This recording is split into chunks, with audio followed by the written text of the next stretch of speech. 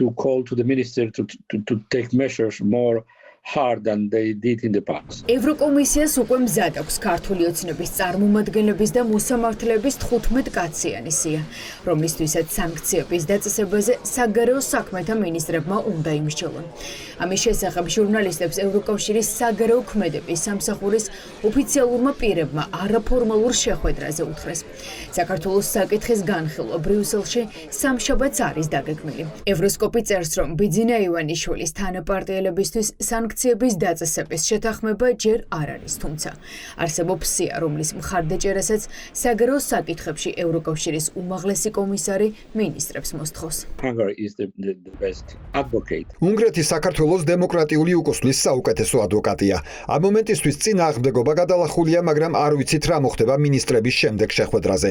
მაგრამ ჩვენ მოუწოდებთ ევროკავშირის წევრ სახელმწიფოებს განიხილონ ორმხრივი სანქციები, რადგან ამის გაკეთება ყველა ქვეყანას შეუძლია. ჩვენ უნდა დავიჟინოთ და გადავცეთ კომისიას მესიჯი.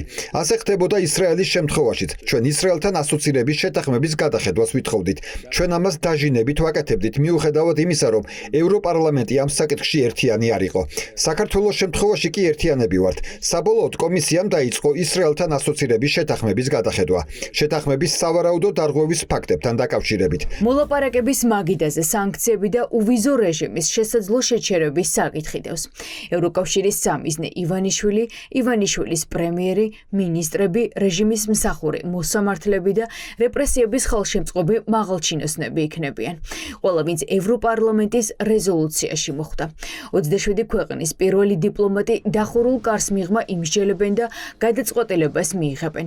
რა ბერკეტები უნდა გამოიყენონ ივანიშვილის ხელისუფლების ავტორიტარული პოლიტიკის საპასუხოდ. ევროპარლამენტარები პირველებთან ინტერვიუში ამბობენ, რომ პოლიტიკური განცხადებების დრო დასრულდა და ახლა მოქმედების დრო დადგა. ჩვენ შევეცდებით, რომ პასუხისმგებლობა დავაკისროთ საქართველოს მთავრობას ანტიდემოკრატიული ნაბიჯების და პოლიტიკური პატიმრების ყოლის გამო. ჩვენ ვითხოვთ მათ გათავისუფლებას. ჩვენ ნახეთ, რომ რამდენიმე ქვეყანამ უკვე მიიღო მკაცრი ზომები ორმხრივად. სწორედ ამ მიმართულებით უნდა წავიდეთ. ჩვენ ევროპარლამენტარებს გვაქვს ძალაც და შესაძლებლობაც ვთქვათ, რომ ასე გაგრძელება აღარ შეიძლება.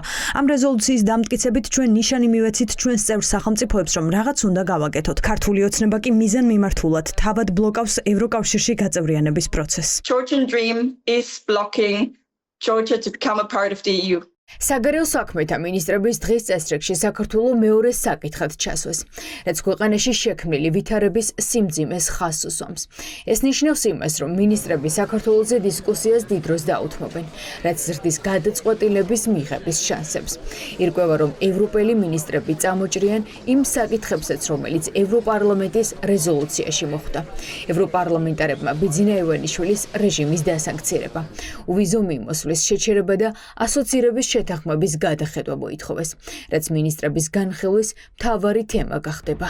ვერ ვიცინეს წარმატებული იქნება თუ არა ეს სანქციები, მაგრამ მას შემდეგ რაც ქართულმა ოცნებამ გააკეთა, ველოდები ძლიერ რეაქციას. მას შემდეგ რაც დემონსტრანტების წინააღმდეგ ძალადობა განხორციელდა, ისინი ციხეში გაუშვეს. პოლიტიკურ ოპოზიციასთან ერთად ვფიქრობ, რომ სათანადო რეაქცია იქნება. და დიახ, ადამიანები, რომლებიც პასუხისმგებელნი არიან, პოტენციურად უნდა დასანქცირდნენ. მათ უნდა იპოვონ დრო, რომ მიხედონ საქართველოსაც, რადგან საქართველო იყო დემოკრატია, მათ ჯერ კიდევ აქვთ დემოკრატიული ინსტიტუტები და ამის უკან დაბრუნება შეუძლიათ. მდგომარეობა კრიტიკულია. ახლა საქართველოს დემოკრატიულ ქვეყნად ვეღარ მივიჩნევთ. განსაკუთრებით იმ ფონზე, რაც ხდება. იმედი მაქვს ამ მომენტს ევროკავშირი გამოიყენებს და გააკეთებენ იმას, რასაც უკვე თვეებია მათ მოვუწოდებთ და იმაზე ძლიერად იმოქმედებენ ვიდრე აქამდე. ევროკავშირის 25 ქვეყანა სანქციების დაწესების მომხრეა. ორბანის მიერ დაბლოკილი სანქციები კი ერთადერთი მიზეზი არის, გამოც ივანიშვილის გუნდი ევროკავშირის სახელით არ დასანქცირებულა. იგივე მხარდამჭერები ჰყავდათ რუსეთს, სლოვაკეთი და უნგრეთი. თუმცა საბოლოოდ ევროკავშირის წევრებმა ეს ორი ქვეყანა უკრაინაში ომის გამო რუსეთისთვის ახალი სანქციების დაწესებაში დაარწმუნეს. I think especially in democracies, of course. დემოკრატიებში ჩვენი მიზანი უნდა იყოს ჰქონდეს თავისუფალი და სამართლიანი არჩევნები. ეს ჩვენი მთავარი ქვაკუთხედია. ქართველებს უნდა ჰქონდეთ შანსი აჩვენონ რა უნდათ მათ რეალურად. იმ ხრიკებით, რომელიც გასულ არჩევნებზე ვნახეთ, რასაც ქართული ოცნება ჩადიოდა და ახლაც ჩადის, აშკარა რომ ის არის ავტოკრატიული ძალა.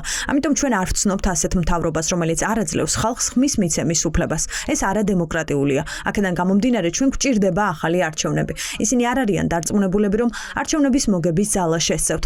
ასე რომ იყოს ამ ხრიკებს არ გამოიყენებდნენ. მათ ეშინიათ დემოკრატიის, რადგან დემოკრატიაში ადამიანის ფუნდამენტური უფლებები იმარჯვებს და მათ ეს არ სურთ. თუ ავტოკრატიული რეჟიმები დიქტატურად გადაიქცევიან, მაშინ ევროკავშირის წევრობის შანსი არ არის. ევროპარლამენტი ფიქრობს, რომ საქართველოში მდგომარეობა კრიტიკულია. ამიტომ ბრიუსელმა გადაწყვეტილება რეჟიმის რეპრესიების საპასუხო დაუყოვნებლივ უნდა მიიღოს. ევროპარლამენტის რეზოლუცია კი ევროპულ მინისტრებს გადაწყვეტილების მიღებას გაუმარტივებს.